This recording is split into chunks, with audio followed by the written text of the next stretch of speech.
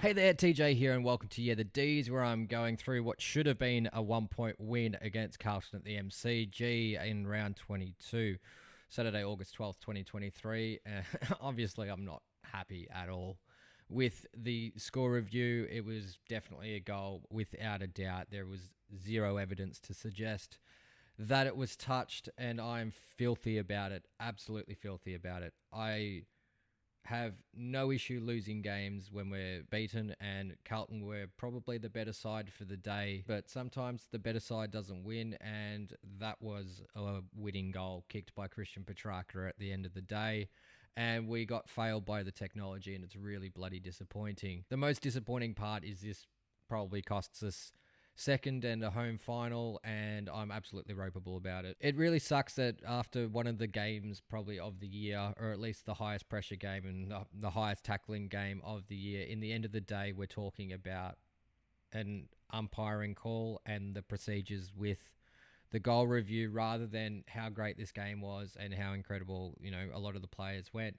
how the D's didn't give up. Even though the D's gave up multiple 3-4 goal streaks, we were still able to get in it, and we just don't give up. And we're such a proud team, and it's just so great to watch that this team, no matter what happens in a game, they don't drop their heads. They keep going, they keep fighting, they keep trying to win, and they have that belief. I really wish Clayton Oliver had have gotten into the side the week before just to get that bit of those cobwebs out of the legs. He was okay in that first half, but much, much, much better in that second half. We also saw Brodie Grundy come back into the side, but the game was just not very friendly for forwards, and with the entries that we were getting in, the pressure and all that sort of stuff. So it was a bit of a stiff game for him, but we'll talk about that a bit more towards the end of this video. Let's get stuck into the game. I found the first quarter really, really distracting with the Matildas on. I was standing next to a bunch of people watching it on TV. It was really, really exciting for them, but I can just only imagine how weird it would be for the players to hear cheers that have zero relation with the game. First quarter was really tough. Tough pressure from both sides, lots of tackling and stoppages.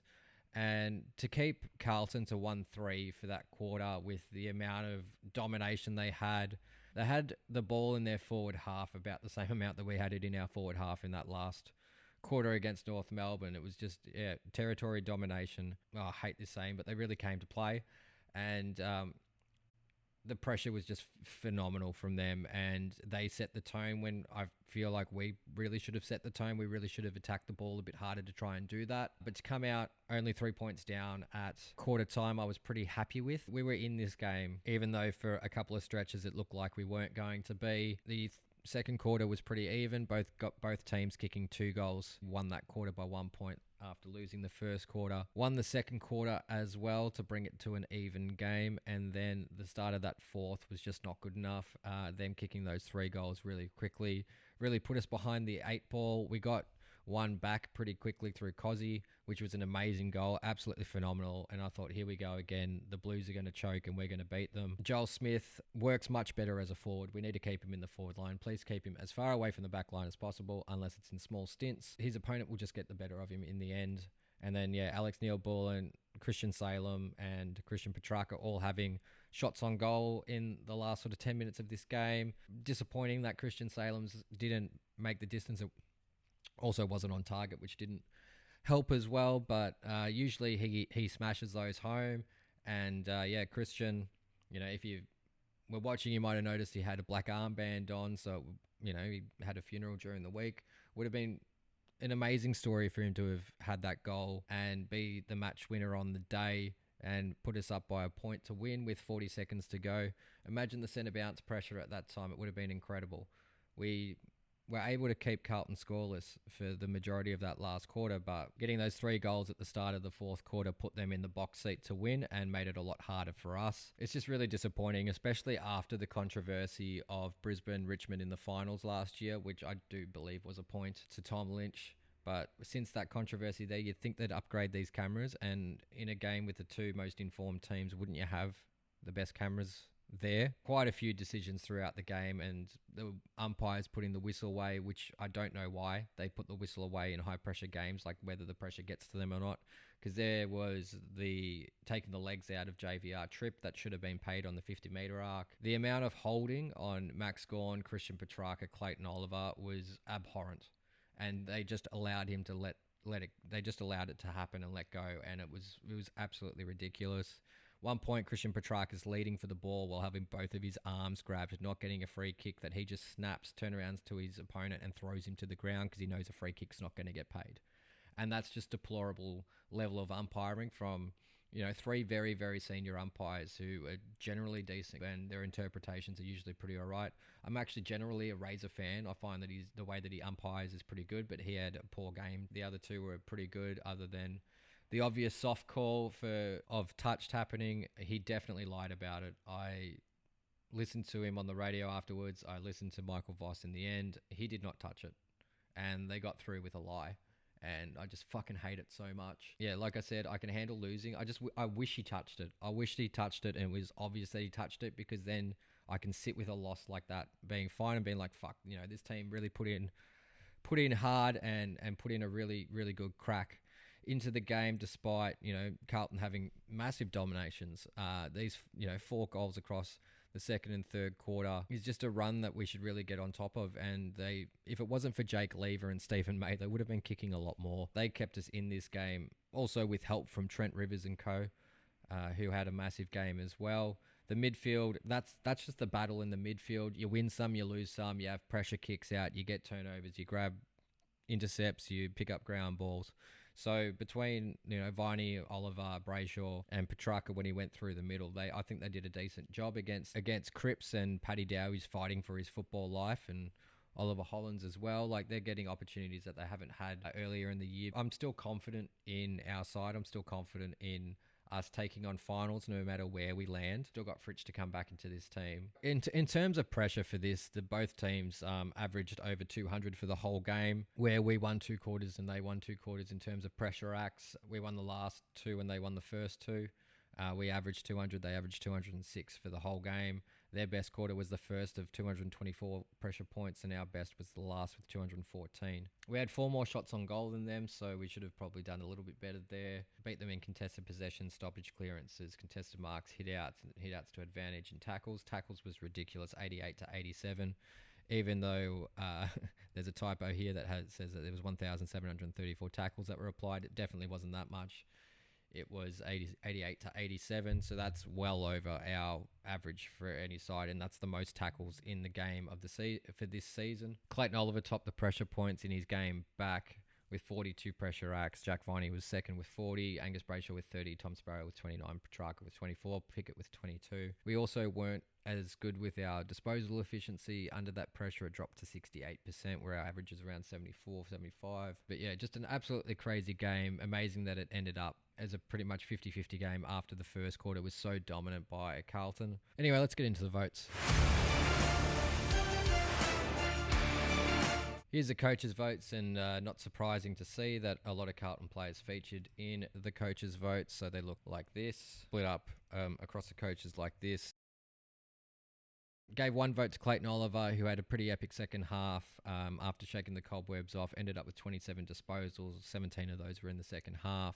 Had 5 clearances for the game, 5 intercept possessions, 42 pressure acts, 13 tackles. Gave 2 votes to Christian Petrarca, who was also really good. Unfortunately, unable to kick the game winner, which I've probably banged on about a little bit too much now. Gave 3 votes to Stephen May, who I thought was huge in the back line, up against one of the best forwards in the league, who's in really, really great form, and without him we definitely would have coughed up a lot more of a score. I gave the 4 votes to Trent Rivers, who is easily our most improved player for this year. He's done some phenomenal work. He had some really clean hands and really showed a lot of class when we needed it.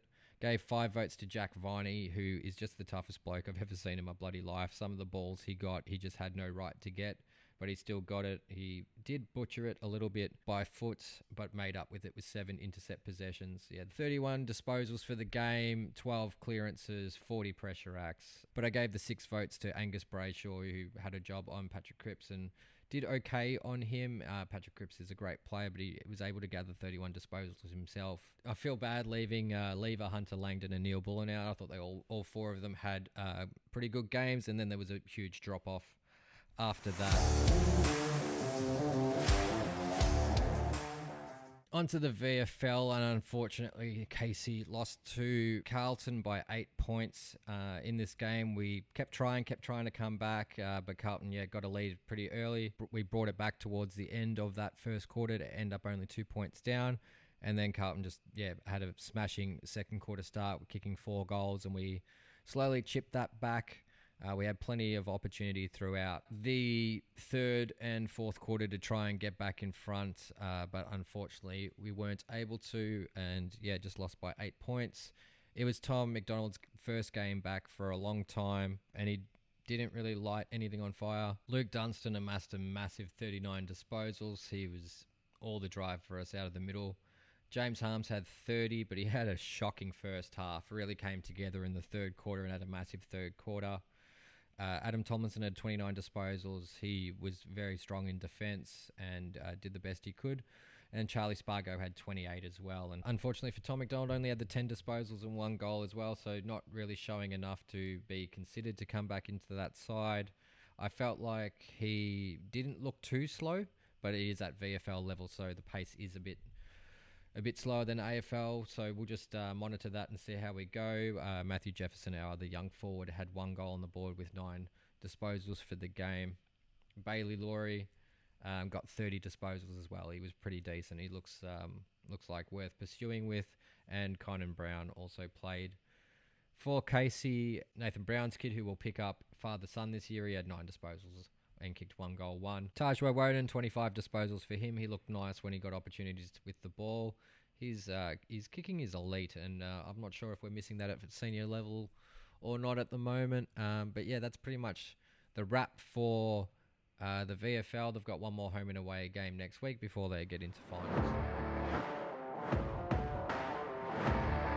So this is where we find ourselves now, sitting in 4th instead of sitting in 2nd with the loss to Carlton. We need to just win one more game out of our Hawthorn and Sydney clashes to make sure that we stay in the top 4. If we lose both games and Carlton win both games, they'll leapfrog us into 4th, which would be an absolute disaster. We definitely want that second chance. It doesn't really matter where in that top 4 we sit. The main reason why I want to finish second is because I want to go to the game. But we need to work out our ruck balance. I think this game against Hawthorn, we'll probably go with the 2 rucks again to just see how it works at this level. I think for Max, sometimes he's just a bit of a sook. I feel like sometimes he needs to be reminded that he's like 211 centimetres tall or whatever, and he's the biggest bloke on the field, and he needs to throw his weight around a bit. He keeps getting bullied and bashed and knocked around and roughed up at games, and he just sort of lets it happen to him, and it's really annoying. Like, go throw your weight around, mate. You're the best ruckman that's ever played, and you're the barometer for us, so just go out and do it. Just go out and smash some people around. He just needs a little bit more Jack Viney in him, and that's what we needed on Saturday, and he just didn't have the mongrel in him to do it during the game, I felt. Let me know your thoughts on that in the comments below, whether I'm just being really hard on him or not. But it just feels like he forgets how powerful and big he is sometimes and lets people bash him around, and he looks for free kicks a little bit too much. I mean, I'd rather him just get on with it and just smash teams and just own the game and make them adjust to him rather than us adjust to the team we're playing, which we just seem to do way too often. We seem to let the other team dictate the pace, and we just deal with it and try to win the game from there. As for Brodie, I hope he sticks around. I hope we can make it work. He is a quality player.